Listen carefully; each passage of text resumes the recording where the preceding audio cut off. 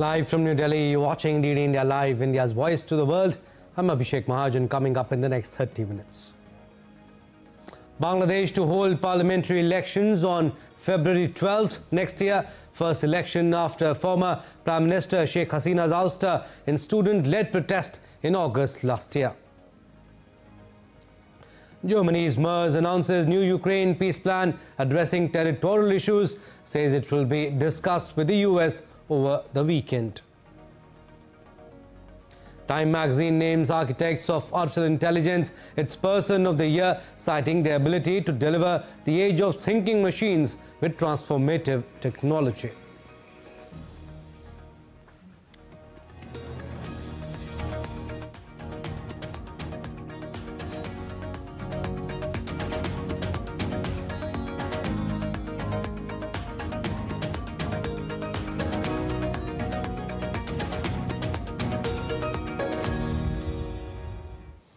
Bangladesh will vote on February 12 to elect a new parliament, its first national election since a student-led uprising forced then Prime Minister Sheikh Hasina to flee country last year. An interim administration led by Nobel laureate Muhammad Yunus has since governed the South Asian country but has been grappling with rising discontent over delays in promised reforms, fueling fresh protests and political division. For the 13th National Parliamentary election, voting will take place from 7:30 a.m. to 4:30 p.m. in all 300 constituencies. More than 127.6 million voters are eligible to participate in the election. Bangladeshi expatriates will be able to cast ballots via postal voting, and over 300,000 overseas voters have registered so far. A referendum on implementing the July National Charter will be held on the same day. The simultaneous scheduling of the national election and the referendum marks a rare political moment as the country prepares for a pivotal decision on both leadership and constitutional direction. All right, we'll go across to DD India's Naval Singh Parmar. He is joining us on the phone line from Bangladesh. Naval Singh, how significant is this election for Bangladesh, given it's the first national vote since the student-led uprising that pushed Sheikh Hasina out? Yes, well, it is very important election for the people of Bangladesh. Since I am here more than 2.5 years, and people have aspiration to have an elected government and democracy, installation of democracy in Bangladesh. But the one point here I would like to mention is that whether it will be a participatory election without the Awami League party, because Awami League, though their leaders and first cadre and top leader and the second cadre of leadership are not available on field, either they are fled or they are in jail, but they have a karyakartas or activists and the voters. Still Awami League, a big party in Bangladesh, though their leaders are not available on ground. But in such a scenario, if the Awami League is not participating in the election, it is a banned organization, banned political party after the August uprising here in Bangladesh. So there are other political parties, BNP and Jamaat-e-Islami, but the Awami League still hold a major chunk of vote share in Bangladesh, and it is not taking part in the election as it is banned. So it will not be, according to me, it will not be a participatory election, and the outcome of election will be depends on whether it will be a Awami League taking part and a participatory free fair election is there or not. But people have expectation and they wish to have an elected government, democracy in the Bangladesh, but the interim government and the other players who are now controlling the Bangladesh political landscape are not willing to take Awami League on board. That is still now I can say from ground. Yeah. Okay. Also, since you talked about interim government, Naval Singh, walk us through what's changed since then. How has the interim administration under Muhammad Yunus managed the transition? If we see law and order situation, then it was not, I can't say it was a very good in Sheikh Hasina's tenure, but now it is bad. Law and order situation is very bad because mugging, looting and the mob justice is very prevalent, even in capital Dhaka, and even in diplomatic zone, semi-diplomatic zone also, there were many incidents reported that law and order situation. We can't say it is good. It is very, very critical here in Bangladesh. Second thing, if we see about the economic development or economic condition of Bangladesh, then yesterday only the ADB third time reduced the economic GDP forecast of Bangladesh in a year. So it shows the economic condition is not good in Bangladesh.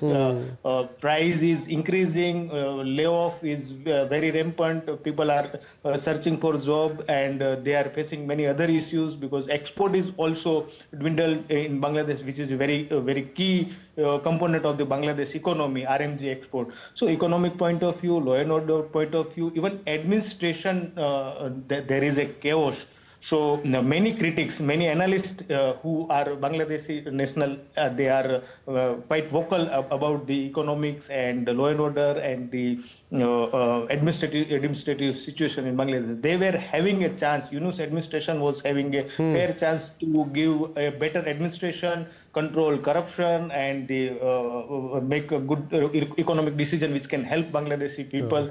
But they are not able to do, or they were not willing to do. That is the different case. But there is a problem here in Bangladesh, and people are not satisfied with the way Yunus administration have run this country for almost 1 year and 4-5 months. Yes, Naval Singh, and hope things will change when a government is elected next year. We'll leave it at that. Thank you for your inputs, Naval Singh Parmar. Moving on, a military court in Pakistan has sentenced the former head of Pakistan's Inter-Services Intelligence Spy Agency, Faiz Hamid, who served during the tenure of jailed former Prime Minister Imran Khan, to 14 years in prison on charges including violation of state secrets and misuse of authority on Thursday.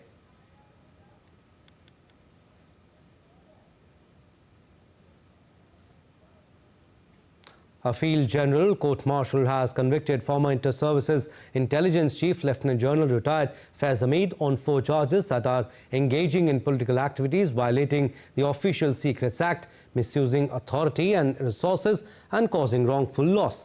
The 15-month proceedings under the Pakistan Army Act ensured Hamid's full defence rights, including chosen legal representation. The court sentenced him to 14 years following required legal procedures with appeal rights intact. Hamid, a close ally of jailed former PM Imran Khan since 2023, was detained in 2024 after a Supreme Court probe into the Top City project. Such high-ranking prosecutions are rare in Pakistan. Some more stories. Cambodia has accused Thailand of causing a heavy civilian death toll in fresh border clashes on Wednesday. A spokesperson for Cambodia's defense ministry claimed the Thai army killed 11 civilians, injured 74 and damaged key temples in the area, while Thailand says 9 of its soldiers have been killed and more than 120 wounded, while hundreds of thousands have been evacuated on both sides of the border. German Chancellor Friedrich Merz on Thursday said that a proposal outlining territorial concessions that Ukraine is prepared to make has been sent to US President Donald Trump. He said the goal is to find a path towards ending the conflict. There is a proposal that he was not yet aware of at the time we spoke on the phone, because it had not yet been sent to the Americans. We did that yesterday in the late afternoon. It mainly concerns the question of what territorial concessions Ukraine is prepared to make. But that is a question that must above all be answered by the Ukrainian president and the Ukrainian people. Meanwhile, European Union officials gathered in Lviv for an informal meeting on European affairs, with Ukraine reaffirming their commitment to Ukraine's EU future despite Hungary's continued obstruction of formally opening accession negotiations. This strategy signals that despite political hurdles, Ukraine's path towards EU membership remains active and forward-looking. Russian Foreign Minister Sergei Lavrov said on Thursday that all misunderstandings with the United States over Ukraine had been resolved following a meeting earlier this month between President Vladimir Putin and US envoy Steve Witkoff. Lavrov on Thursday said the talks had confirmed mutual understandings reached between the two presidents at a summit in Alaska in August. Lavrov added that Russia wants a package of documents agreed to underpin a long-term and sustainable peace deal in Ukraine with security guarantees for all parties involved, reiterating that Russia would not accept Ukraine getting NATO membership. Now, the United States has seized an oil tanker off the coast of Venezuela. President Donald Trump informed this, ratcheting up tensions with Caracas in a move that also raised oil prices. In a video published by U.S. Attorney General Pam Bondi, he said that the tanker was part of an illicit oil shipping network used to carry sanctioned oils from Venezuela and Iran. It is the first known action against an oil tanker since Trump ordered a massive U.S. military buildup in the region and carried out strikes against suspected drug vessels, operations that have raised concerns among Democratic lawmakers and legal experts.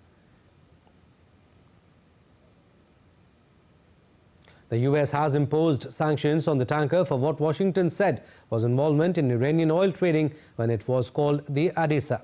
Meanwhile, Venezuela's foreign ministry strongly denounced and condemned the accusation, saying what constitutes blatant theft and an act of international piracy publicly announced by the President of the United States. Now, Venezuelan opposition leader Maria Corina Machado said on Thursday she was hopeful her country would become a beacon of hope and democracy. I am very hopeful Venezuela will be free and we will turn a country into a beacon of hope, an opportunity of democracy. And we will welcome not only the Venezuelans that have been forced to flee, but citizens from all over the world that will find a refuge, as Venezuela used to be decades ago. And as I mentioned to you, the force that brought this country, our nation, together was this longing that we want our children back home.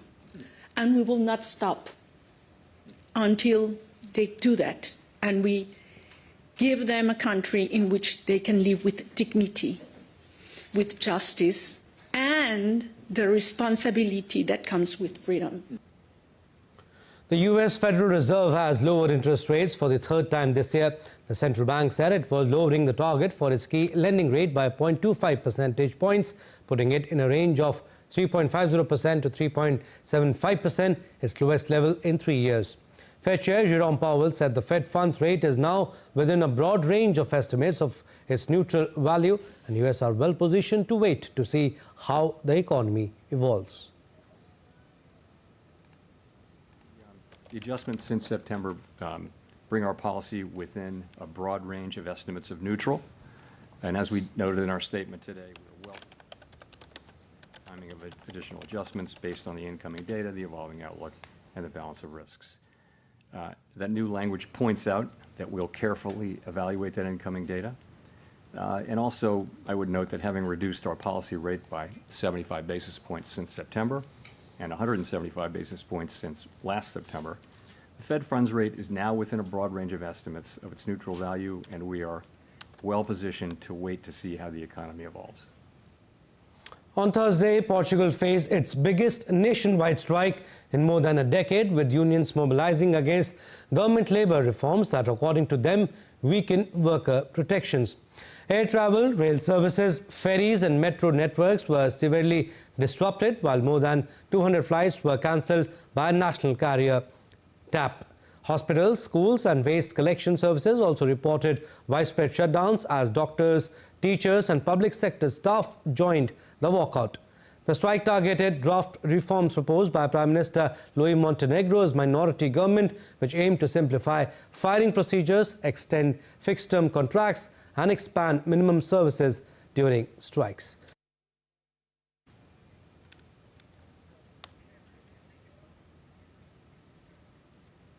All right, big news coming in. Prime Minister Modi speaks with President Donald Trump. Big news that we are tracking this hour. Prime Minister Narendra Modi has spoken to US President Donald Trump, and the two leaders review progress in India-US comprehensive global strategic partnership, and their leaders exchange views on expanding cooperation in trade, critical technologies, energy, defense and security. So this is the big news that we are tracking, that Prime Minister Narendra Modi has spoken to President Donald Trump. Both leaders agreed to work closely to address shared challenges and advance common interest. All right, Arun Sharma joins us on the phone line to talk more on this. Arun, what more you can tell us? Well, indeed, if you recall this, Abhishek, that both the leaders had a telephonic conversation on the birthday of Prime Minister Modi as well. Now, Donald Trump also wished Prime Minister Modi on his birthday, September 17th, 2025. And at that time also, they both focused on the fact of the comprehensive global strategic partnership. And today, in the continuation, what we have been knowing right now is that both the leaders have agreed to work on the shared challenges and advance the common interest. Now, common interest, of course, means various aspects, various sectors, including the trade aspect as well. Now, interestingly, we also know this fact that both the leaders have reviewed the progress in the India-US Comprehensive Global Strategic Partnership. And this global strategic partnership was adopted, this term was adopted in 2020. The ties were elevated from the strategic partnership to the global strategic partnership. And this, of course, means that, both the countries are working together in the critical, important and strategically important sectors as well. Now, in today's phone call, the leaders exchanged views on expanding cooperation in critical technologies. That, of course, means the AI, the semiconductors, and various other critical sectors, the critical technologies. And, of course, energy, defense, and security were also discussed as far as the telephonic conversation is concerned. Now, both the sides also focused upon the compact, that means catalyzing opportunities for military partnership, accelerated commerce and technology. Now, this is basically India-US compact. That means all the diverse aspects, the sectors like defense, military, trade and commerce and technology were discussed. Now, we should not forget this fact that the trade representative from the US was also in India recently, and the trade negotiations, the trade talks are also happening. And in that context, when this phone call is happening, that means India-US relationship are now moving gradually towards that important and significant trade deal as well. And, we should also not forget this fact that, India and US are engaging in various sectors, including defense, including critical sectors, energy, defense, and of course, the trade as well. So in that context, this telephonic conversation gives the sense that this indeed is a significant step towards, moving the direction of various sectors, including the trade aspect as well, Abhishek. Yes, significant step in moving towards the direction. Also, Arun, were any new initiatives or agreements, discussed during the leaders' exchange of views, or also, like you said, how does this phone call, this discussion reflect the current trajectory of India-US relations? So absolutely, what we have been seeing, Abhishek, that, the tariff is becoming the cause of concern for globally, majorly all the countries and specifically the developing nations as well. Now, we know this fact that India is facing a massive 50% tariff from the US side. But on the,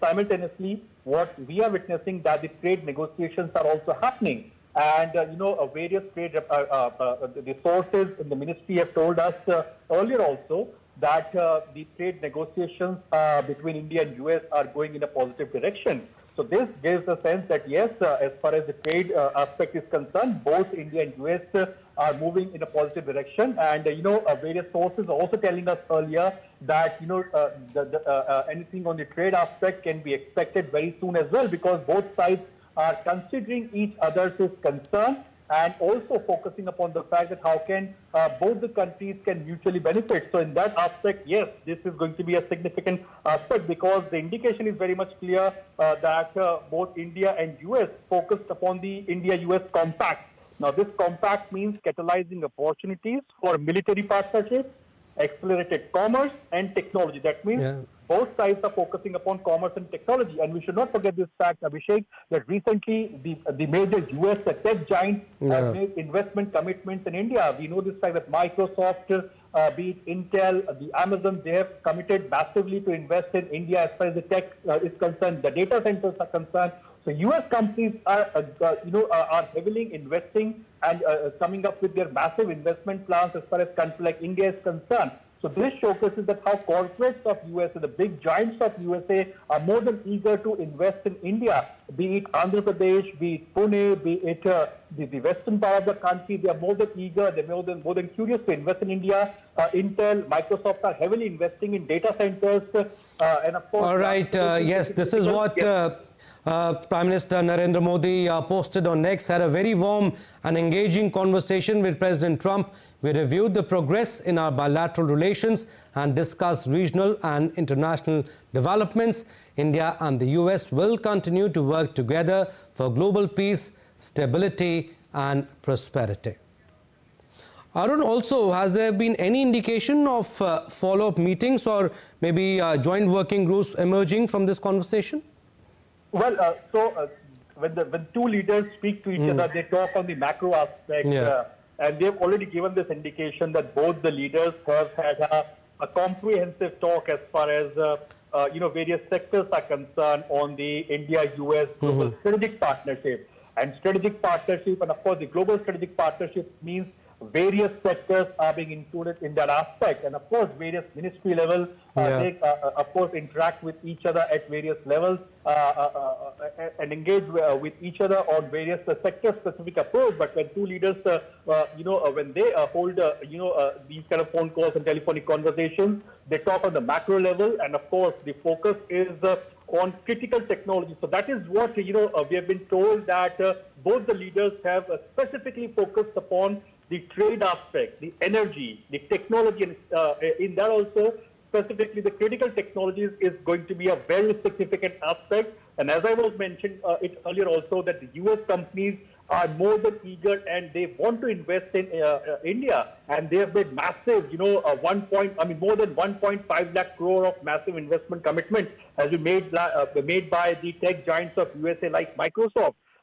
Similarly, we are witnessing massive investment commitments from tech giants like Intel, from Google, from Meta as well. So all these, tech companies or the massive big giants of tech from USA are investing massively in India, and as far as the AI and the tech sectors are concerned. So yes, India is already, engaging with USA in various sectors, and in that context, Prime Minister Narendra Modi's telephonic conversation with US President is going to be very much significant now going forward, because, we noticed that parallelly or similarly or side by side, the trade negotiations are also happening between India and USA. So in that context, this telephonic conversation can give a major push or boost to the trade negotiations of both the sides as well. All right. So Prime Minister Narendra Modi speaks with President Donald Trump, and both leaders agree to work closely to address shared challenges and advance common interests. We'll leave it at that. Thank you for your input, Sarun.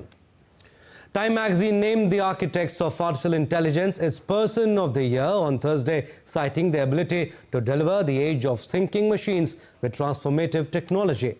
Time editor-in-chief Sam Jacobs described the architects as wowing and worrying humanity and transforming the present and transcending the possible. The 2025 Person of the Year issue features a cover story that explores how AI changed the world over the year in new and sometimes frightening ways. Time magazine named then President-elect Donald Trump Person of the Year in 2024 as well as in 2016.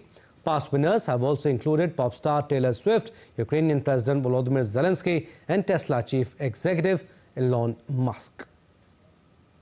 Moving on a two-day visit to the northeastern state of Manipur, President Draupadi Murmu addressed a civic reception hosted in her honor by the government of Manipur at Imphal on Thursday. Addressing the gathering, the president said that Indian government is committed towards harmony and development in the state of Manipur.